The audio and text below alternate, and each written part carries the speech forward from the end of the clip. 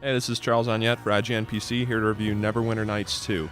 So this game gives you a more robust and engaging single-player experience than the first Neverwinter Nights. You create your character, which is an incredibly complicated process, and if you were to examine all the options, it could take around an hour. It did for me. You start out in a town called West Harbor, and after a brief tutorial, you set off on the main quest. When you begin, you're basically making your way towards Neverwinter. You don't start in the city like in the first one. And there's some side quests you can pick up along the way, but it's generally linear until you get to the city. Once you finally get there, things open up a little bit, and eventually you get access to your own stronghold.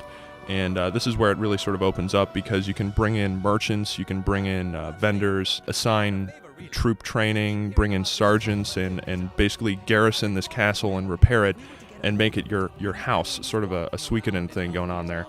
And that's a lot of fun to fool around with, and helps add some variety to the gameplay. One of the major reasons it's a lot of fun is because you have fully controllable and equipable teammates this time. That means you can access their inventories, you can equip them with whatever you want, you can level them up, and while on the battlefield you can select them and give them directions on where to go and give them attacks and so on and so forth. So that really helps deepen the single-player experience, because instead of just playing with one character, you're playing with four, which makes playing Neverwinter Nights 2 a lot more similar to something like Planescape Torment or Baldur's Gate 2, which is great. So in addition to the single player, you can also play the campaign online, so that can really extend the gameplay value if you've beaten it already by yourself and just want to play with other people. Now, of course, as with the first Neverwinter Nights, the game comes with an extremely detailed tool set where you can basically use the tools the developers used to create the original campaign to make your own, and then you can load those online and play them with other people as well, which really extends the replay value of this game. The game's got a great soundtrack. It's got a lot of voice dialogue. Pretty much every character that you come in contact with and joins your party, you can talk to and engage in these lengthy, fully voiced conversations, and many of the NPCs you go to get quests and that sort of thing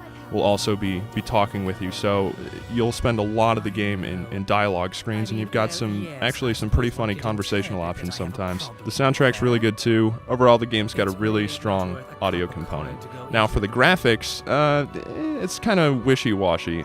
Some of the environments are pretty dull. A lot of the character models they just look bad.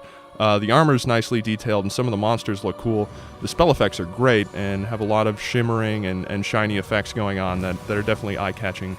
But for how high the system requirements are for this game, like if you don't have a top-of-the-line rig, this game is not going to run well if you're trying to run on max settings.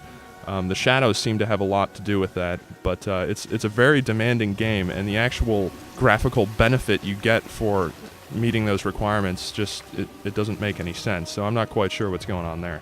The game's not without bugs. While I was playing through, some of the cutscenes didn't trigger properly, and at other times you'd have little letterbox scenes where characters would just walk directly out of the frame while they were talking, or just be facing in the wrong direction. So it's sort of a sloppy presentation thing going on there, but that doesn't really affect the gameplay. I mean, the game's still a lot of fun. Overall, if you're looking for a really deep single-player experience where you've just got a lot of options to do things, a good storyline, and some interesting tactical RPG combat, then this is the game for you. And there's pretty much an unprecedented level of replay value just with its multiplayer and with the tool set, where you can of course create all your own adventures. So definitely worth it to pick this one up.